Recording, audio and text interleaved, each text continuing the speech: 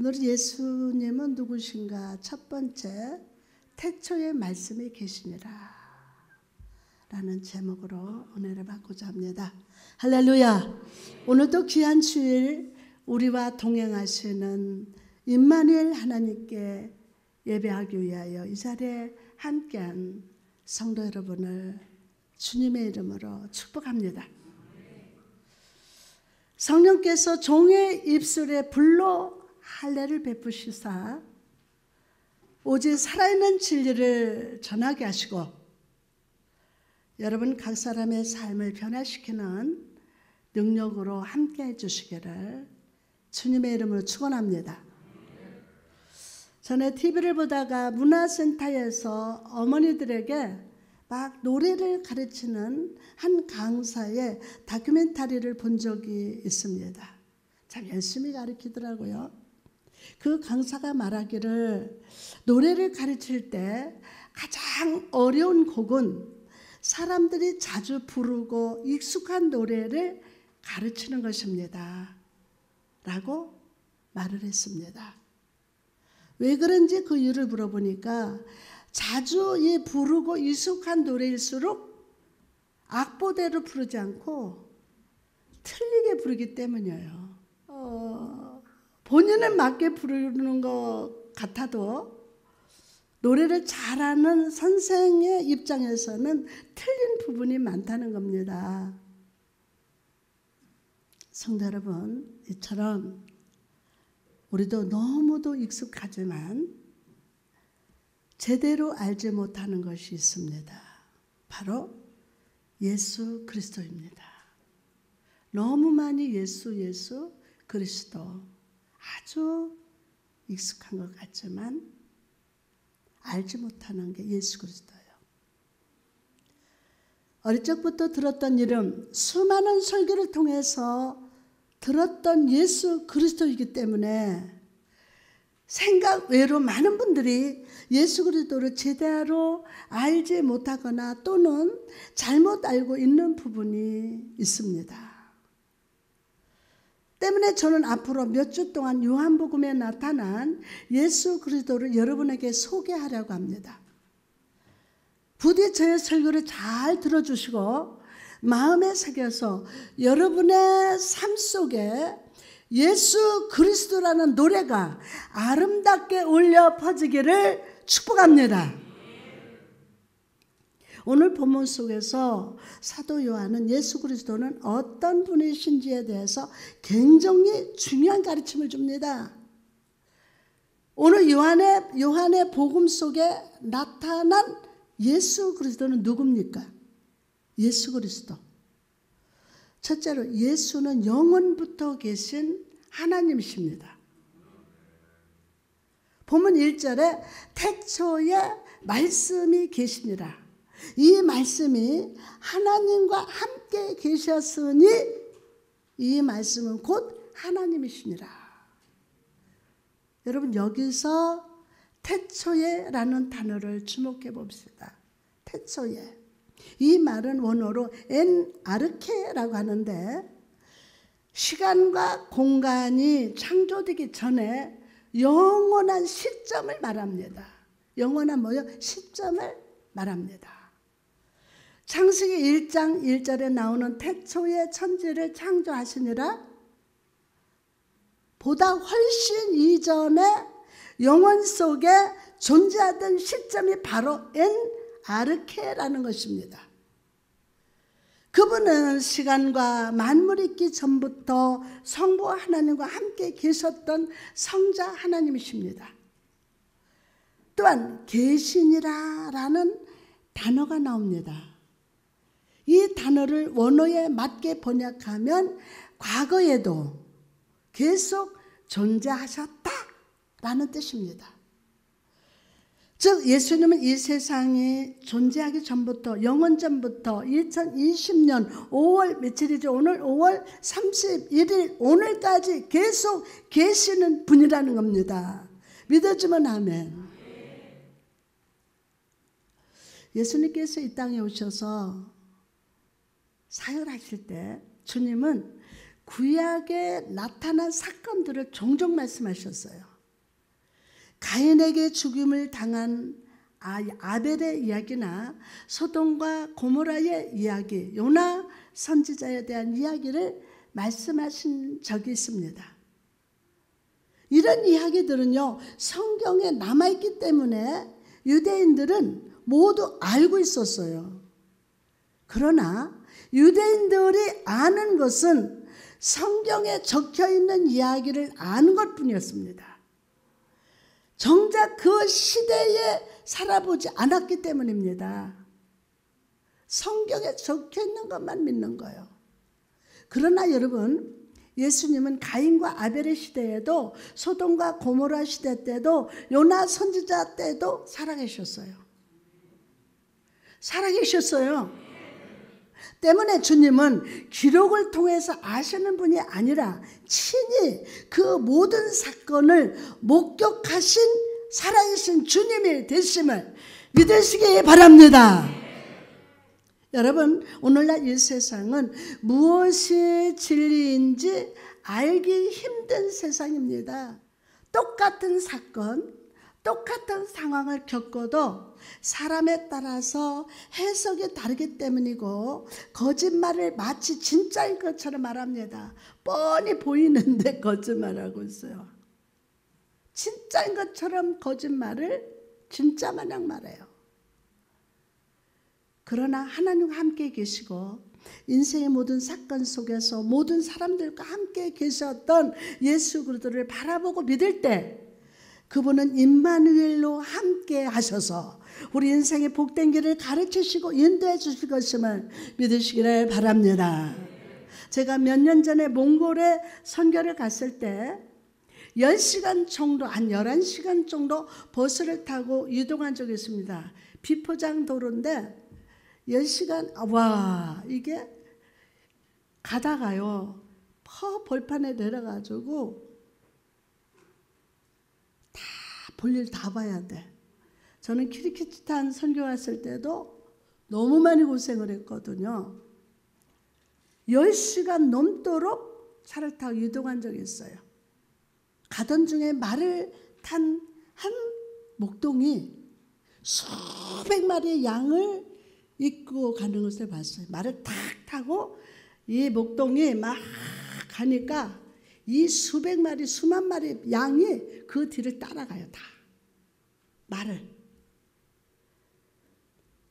양을 억지로 이끌지도 않았고 줄을 매놓지도 않았는데 양들은 목자가 이끄는 대로 막 따라갑니다. 양이 이렇게 따라가는 이유가 무엇입니까? 목자를 믿기 때문이에요. 목자를 믿기 때문에. 여러분은 어떻습니까? 매일 살아가는 것이 편안하십니까? 우리의 살아가는 현실은 여전히 불안합니다. 코로나19 바이러스, 이단들 만무하고 거짓말을 수없이 하고 교회를 무너뜨리고 사람들의 심령을 다 무너뜨리는 그런 세상을 살면서 여러분 불안하셨습니까? 우리 살아가는 현실은 여전히 불안합니다. 코로나19라는 바이러스는 여전히 강하고 매일이 불안합니다. 그러나 여러분, 우리가 한 치 앞도 볼 수 없는 연약한 양이랄지라도 그런 우리를 위해서 예수 그리스도가 목자로 함께 하심을 믿습니까? 요한복음 10장에 예수님 말씀하십니다. 나는 선한 목자라. 나는 내 양을 알고 양도 나를 아는 것이, 내 양은 내 음성을 들으며 나는 그들을 알며 그들은 나를 따르느니라. 내가 그들에게 영생을 주노니 영원히 멸망치 아니할 것이요 또 그들을 내 손에서 뺏을 자가 없느니라. 뺏을 자가 없느니라. 이런 목자 되신 주님을 느끼고 경험했던 다윗은 이렇게 고백합니다. 여호와는 나의 목자시니 내가 부족함이 없으리로다. 내가 부족함이 없으리로다. 이 구절을 영어 성경으로 보니까 나는 바랄 것이 없습니다. 나는 바랄 것이 없습니다. 라고 되어 있습니다. 여러분, 비록 우리가 사망의 엄청난 골짜기를 갈지라도 주가 나의 목자시니 우리는 두렵지 않습니다. 그 목자가 함께 하시기 때문이죠. 그 목자가 인도하시기 때문입니다. 목자 되신 주님이 더 이상 바랄 것이 없도록 채워주시기 때문입니다. 목사님 집도 됐어요. 차도 됐어요. 직장도 돼서 다 목자가 함께 하셔서 인도하셔서. 콜럼버스가 미지의 세계를 향해서 항해했던 어느 날 사나운 바람과 거센 파도가 팍 밀려왔습니다. 오랜 시간 바다를 표류하다 보니 식량도 모두 다 떨어졌습니다. 선원들은 콜럼버스에게 다가가서 두렵고 떨리는 음성으로 도저히 안 되겠습니다. 다시 스페인으로 돌아가야 합니다. 라고 외쳤습니다. 그런데도 콜럼버스는 너무도 태연하게 성경을 읽고 있었어요. 그리고 선원들에게 이렇게 말합니다. 나는 나침판이나 배의 성능을 믿고 이 여행을 시작한 것이 아닙니다. 오직 하나님의 말씀을 믿고 미지의 세계로 가고 있을 뿐입니다. 내 인생의 동력은 하나님의 말씀입니다. 나의 인생의 동력은 곧 하나님의 말씀이라는 거예요. 성도 여러분, 한참도 보이지 않는 현실을 살고 있지만 이것 하나만큼은 기억하십시오. 예수 그리스도가 여러분의 목자가 되십니다.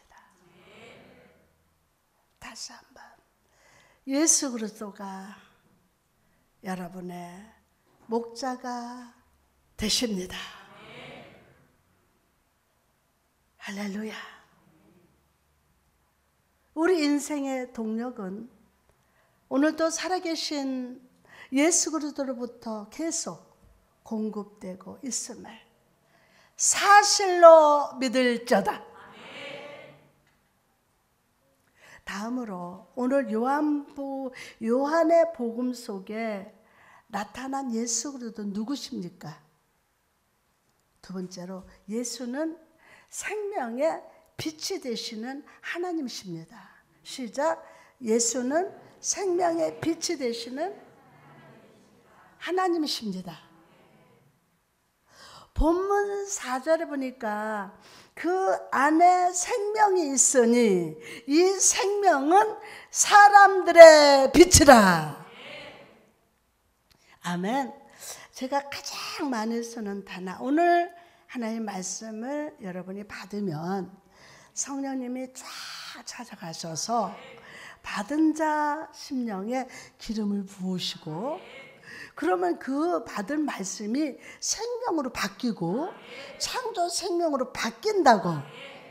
아멘. 그래서 그 안에 생명이 있으니 이 생명은 누구들의 빛이라? 사람들의 빛이라.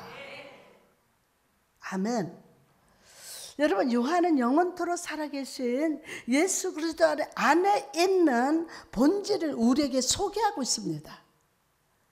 그분은 또한 생명을 주시는 분이 되신다는 거예요. 오늘도 여러분에게 생명을 주십니다.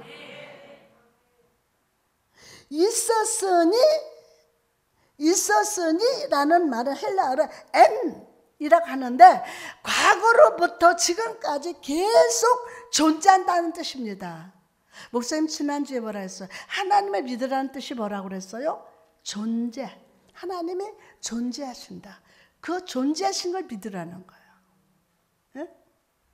다시 말해서 예수 그리스도는 오늘도 죄로 인해서 죽은 우리를 생명으로 살아있게 하시는 주라는 것입니다. 이 예수 그리스도를 모르고 산다는 것은 곧 생명의 근원을 모른다는 것이고 영적으로는 죽어 있다는 의미예요. 영적으로 죽어 있다는 거예요. 계속해서 오늘 본문에 보니까 빛이 어둠에 비추되 어둠이 깨닫지 못하더라 라고 말씀합니다.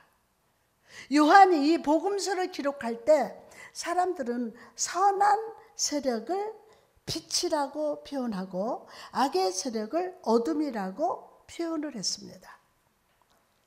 요한은 그 개념을 사용해서 예수 그리스도는 빛으로서 어둠을 밝히시는 진리의 빛이요, 절망의 어둠을 밝히시는 빛이요, 사망의 어둠을 내쫓으시는 빛으로 오셨다고 증거합니다.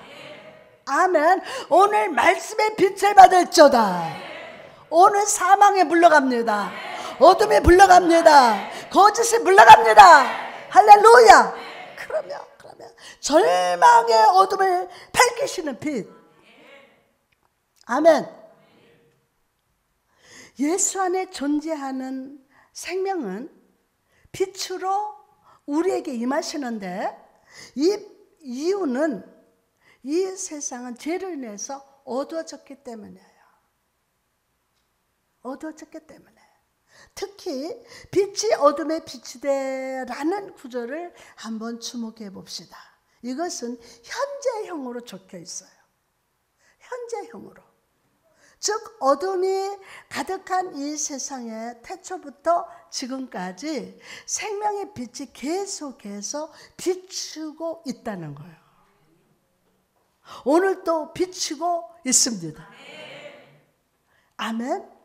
이 세상은 어둠에 속해 있습니다. 빛을 보지 못한 채 살아갑니다. 사람이 신이라고 해도 믿고 따라가는 어두워, 캄캄해. 그 속에 생명이 없어. 그 애들 왜 그런데? 아니 알만한 사람 왜 저런데? 저렇게 똑같아. 아니 그 속에 빛이 없어. 그러면은 그냥 믿고 쫓아가는 거야. 그냥 믿고. 여러분, 양들이, 늙은 양이 앞에서 양 막 늙은 양이 펄떡 뛰면 뒤에 새끼 양들도 팍떡 뛰어. 그래서 다 이제 언덕에 와가지고 낭떠러지로 가가지고 거기서 늙은 양이 펄떡 뛰다 떨어지면은 다 같이 떨어져 죽어. 이 양들은 그대로 해요. 그대로. 이 세상 어둠에 속해 있어요. 그 생명이 없는데 어두운데 다 쫓아가게 돼 있어요. 의것이 품을 것도 없어요. 그 속에 빛이 들어가야 돼요. 그 속에 생명이 있어야 돼요. 더 크게 아멘. 왜 예수 믿으러 안 믿지? 여러분 그 속에 생명이 들어가야 돼요. 빛이 들어가야 돼요. 그래서 어두워진 이 세상에 한빛 되게 하소서. 말씀 듣다 빛이 들어가면 어머나 이게 어둠이구나. 이게 진짜가 아니고 가짜구나. 이걸 발견돼요. 본질을 발견하게 되는 거예요. 그래서 말씀을 들을 때 여러분의 본질을 직면해야 돼요. 본질을. 그래서 어둠 속에 속해 있기 때문에 빛을 보지 못한 채 살아가요. 죄악에 둘러싸여 있고 무지와 절망 가운데 있으면서도 나 자신의 실상을 깨닫지 못합니다. 자기 실상을. 안타까운 건 삶이 어려워서 권고할 때 이 빛의 자녀로서 하나님의 생명의 떡을 먹고 그 생명을 따라가는 게 아니라 먹고 사는 것 때문에 그 어둠 속으로 들어가는 분들도 너무나도 많아요. 통곡하고 울게 돼요. 자기 자신의 실상을 깨닫지 못. 못합니다. 어두운 가운데서는 길을 찾지를 못합니다. 장애물이 있는 것도 발견하지 못하며 나를 공격하려고 숨어있는 독사의 이빨도 발견할 수 없습니다. 뭔가 다 이루어졌다고 태만하면 안 됩니다. 아니라면 안 돼요. 사망은 숨어서 언제 어느 시간에 내가 저 사람을 쳐야지. 그러나 빛이 비춰질 때 모든 것은 확실하게 보입니다. 아멘. 심지어 스데반을 돌로 쳐 죽일 때도 증인이 되었던 사람이 있습니다. 그러나 빛 대신 예수 그리스도를 만난 후에 그는 이전에 자기가 행한 일을 생각하면서 죄인 중에 내가 개순이라 라고 후회를 했습니다. 그리고 눈을 덮고 있던 비늘이 벗겨지고 예수 그리스도의 빛 아래에서 능력 있게 복음을 전하는 삶을 살아가게 되었습니다. 여러분, 아직도 어둡습니까? 염려하지 마세요. 오늘 말씀의 빛을 받을지어다. 캄캄해 볼 수가 없어. 그 눈에서 비늘이 떨어지고 영안이 열려야. 아멘. 그 눈에 덮고 있던 비늘이 벗겨지고 예수 그리스도의 빛 아래서 능력 있게 저와 여러분이 예수 십자가를 증거하는 복음의 능력자가 될 줄 믿습니다. 할렐루야. 성도 여러분, 우리 빛 대신 예수 그리스도를 알고 믿는 복을 받을지어다. 우리는 어두움에 속하지 않고 빛 가운데 삶을 살아가고 있습니다. 그러나 여전히 이 세상에 많은 사람들은 어둠 가운데 살고 있으나 자신이 그런 처짐을 전혀 모른 채 살아갑니다. 오늘 선교 주일, 선교가 뭡니까? 예수 십자가 부활을 전하는 게 선교입니다. 믿지 않는 우리 가족들에게 빛 대신 예수 그리스도, 생명 대신 예수 그리스도를 전파하는 겁니다. 십자가에서 못 박히셨다가 부활하신 주님께서는 승천하시기 전까지 제자들과 많은 자들에게 자신을 보이셨어요. 그리고 이렇게 명령하십니다. 마가복음 16장 15절 또 이르시되 너희는 온 천하에 다니며 만민에게 복음을 전파하라. 아멘. 이 말씀의 원어를 살펴보면 이렇게 해석되어 있습니다. 모든 곳은, 너가 가는 곳은 어디나 복음을 전해야 할 장소다. 그리고 모든 사람에게, 너가 만나는 모든 사람들에게 복음을 전하라. 아멘. 왜 이렇게 명령하셨을까요? 이 복음의 메시지를 어떻게 받아들이느냐에 따라서 그 인생의 결과가 달라집니다. 마가복음 16장 16절의 말씀 보니까 믿고 세례를 받는 사람은 무엇을 얻고 구원을 얻을 것이고 믿지 않는 사람들은 정죄를 받으리라. 무섭죠? 정죄라는 단어가 무섭습니다. 우리도 정죄받으면 죽어가잖아요. 예수님께서는 믿는 자는 구원을 얻을 것이다. 그러나 믿지 않는 자는 정죄를 받을 것이다 라고 분명히 말씀하셨어요. 다시 말해서 예수 믿는 것에 개인적인 삶의 형통이나 선택의 문제가 아니라 죽고 사는 문제이고 영원한 결과를 낳을 수 있는 결정이기 때문입니다. 오늘날 한국 교회가 부흥되고 많은 교회가 있으며 많은 성도들이 함께 예배하고 있습니다. 그러나 주의 종대자로서 심히 염려되고 두려운 사실은 교회 안에서 구원의 복음, 불신의 결과에 대해서 외침이 점점 줄어들고 있다는 겁니다. 개인적으로 형통한 삶, 선택의 문제가 아니고 죽고 사는 문제예요. 영원한 결과를 낳을 수 있는 결정이라는 거예요. 아멘. 여러분, 이럴 때일수록 우리는 더욱 예수님의 음성에 귀를 기울여야 될 줄 믿습니다. 어떤 상황과 환경 속에서도 믿음을 굳건히 지키고 예수 그리스도 십자가 구원의 복음을 만나는 사람마다 내가 내 믿지 않는 가족과 친척과 친척들을 향해서 담대히 예수 십자가 부활을 증거해야 될 줄 믿습니다. 마태복음 22장에 보니까 임금이 베푼 잔치에 대한 비유가 나옵니다. 한 임금이 아들을 위해서 혼인잔치를 베풀고 사람들을 초청을 합니다. 그런데 사람들이 왕의 초청을 거부합니다. 거절을 합니다.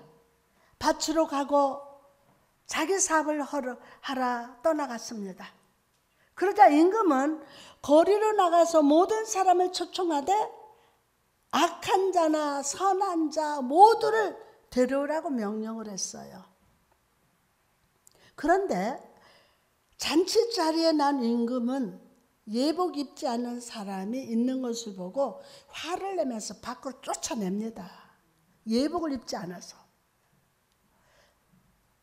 마태복음 22장 11절에서 13절 말씀 보니까 임금이 손님들을 보러 들어올세 거기서 예복을 입지 않은 한 사람을 보고 이르되 친구여 어찌하여 예복을 입지 않고 여기 들어왔느냐 하니 그가 아무 말도 못하거늘 임금이 사원들에게 말하되 그 손발을 묶고 바깥 어두운 데 던지라 거기서 슬피 울며 이를 갈게 되리라 하니라. 자, 이 말씀을 보면 정말 당황스럽습니다. 아니 초대할 때는 언제고 이제 예복 입지 않았다고 내쫓고 벌을 주다니 이게 무슨 경우입니까? 여러분 우리가 임금의 행동을 이해하기 위해서는 이 당시 문화를 알아야 돼요. 이 당시 문화. 옛날에는 지금처럼 옷이 많지 않았습니다. 아니 우리 70년대에도요 참 옷이 귀했어요. 내복이 없어서 이게 민나이로 이게 맞아 바닥바닥 하나면 여름옷 같은 바지 속내에도 안 입고 그걸 입고 막 새벽기도 다니면 다리가 시퍼렇게 얼어요. 그래도 그걸 입고 교회 가서 엎드려서 막 기도하고 그러거든요. 그때도 옛날처럼 옷이 많지 않았습니다. 잔치를 열었다고 해도 부자들 외에는 모두 옷차림이 아주 지저분하고 보잘것 없었다고 합니다. 그래서 잔치를 여는 주인은 미리 예복을 만들어서 손님들이 그 옷을 입고 참여하도록 초청을 했다고 합니다. 이런 배경에서 볼 때 임금이 화를 낸 이유는 바로 그 사람이 임금이 만들어 보낸 옷을 입지 않았기 때문에 화를 낸 거예요. 여러분, 하나님께서 우리를 사랑하실 때도 먼저 죄의 옷을 벗기십니다. 무슨 옷을 벗겨요? 죄의 옷을 벗겨요. 그리고 예수 그리스도 십자가에서 흘리신 보혈의 피로 만드신 의와 구원의 복음을 우리에게 보내시사 그 옷을 입은 모든 자들 의롭다 부르시고 자녀로 인정해 주심을 믿으시기 바랍니다. 아멘.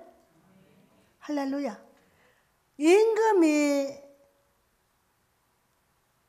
만들어 놓은 옷을 입은 자는 과거에도 어째졌지 너 이렇게 살았지 아니고 그 옷만 입으면 임금이 만들어준 옷만 입으면 의롭다 부르시고 자녀로 인정해 주십니다.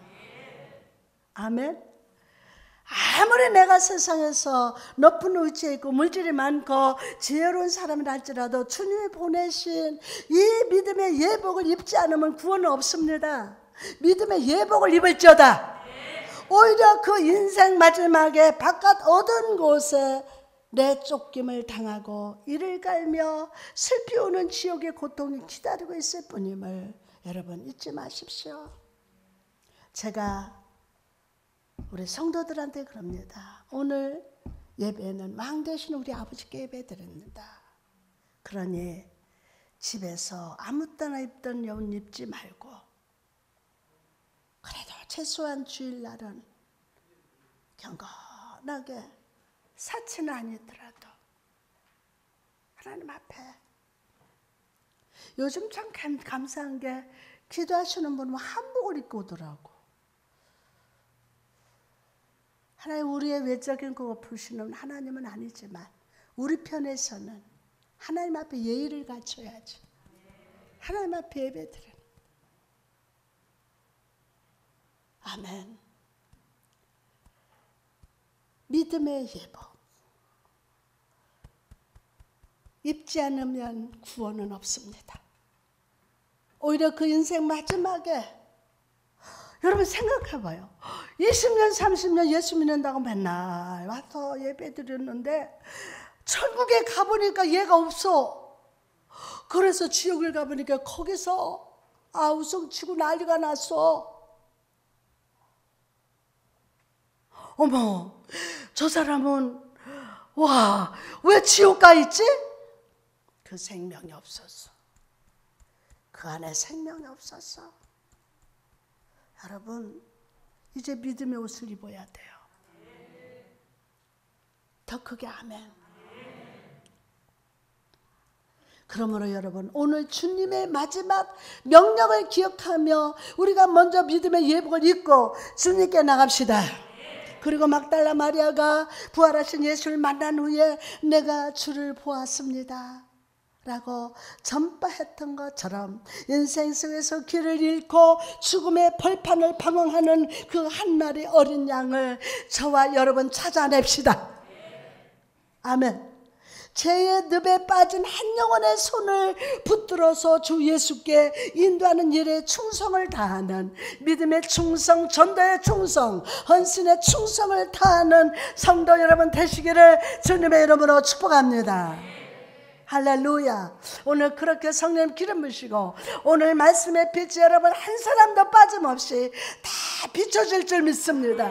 와, 생명으로 바뀌어서 그 생명이 나를 그 빛으로 인도해서 나를 만나는 자마다 복음을 전할 때마다 그들의 영혼이 열리고 그 주님을 나는 만났습니다.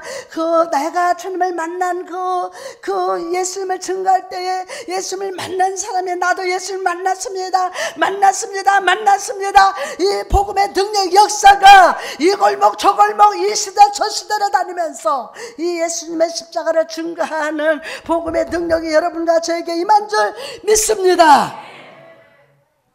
할렐루야. 그러면 잭 쿠퍼라는 사람이 있었습니다. 그는 안과 의사라서 백내장에 걸린 사람들을 치료해서 시력이 회복되도록 도와줬습니다.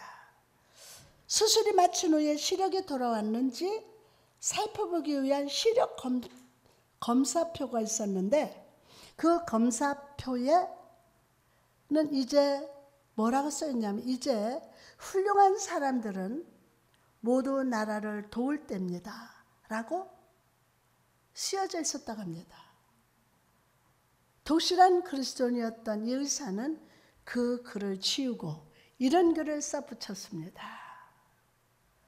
하나님은 당신을 사랑하시고 당신의 인생을 위해서 훌륭한 계획을 가지고 계십니다 라는 글을 썼습니다. 우리 같이 합시다. 하나님은 당신을 사랑하시고 당신의 인생에 위해서 훌륭한 계획을 가지고 계십니다. 아멘, 아멘, 아멘. 그리고 백내장 수술이 끝나 시력 검사를 할 때마다 이 의사는 시력 검사표에 쓰여진 글을 크게 읽도록 했다고 합니다. 하나님은 당신을 사랑하시고 당신의 인생을 위해 훌륭한 계획을 가지고 계십니다 라는 글을 읽은 사람들은 시력이 회복된 것에 놀라고 하나님에 대한 관심을 갖고 복음을 영접했다고 합니다. 여러분, 우리가 예수 그리스도 십자가 보혈로 구원받은 주님의 자녀라면 우리도 만나는 사람마다 구원의 표지판을 들고 영적인 믿음의 눈이 멀어진 사람들에게 복음을 전해야 합니다. 예수 그리스도는 나를 위해 죽으시고 부활하셨습니다. 부활하신 분은 하나님이시며 나의 왕이요 나의 인생의 주인이십니다. 여러분 물어봅시다. 여러분이 이 고백을 하면 마음이 어떻습니까? 예수님이 내 죄 때문에 죽으셨고 부활하셨다. 죽으신 거로 끝나면 아무것도 아니에요. 그러나 예수님 부활하셔서 그분이 하나님이시고 하나님은 나의 주인이시고 나의 왕이십니다. 라는 이 아름다운 복음을 전하는 영적 의사가 다 되시기를 주님의 이름으로 축복합니다. 아멘. 성령님 오늘 그렇게 기름 부시고 축복하시니 감사합니다.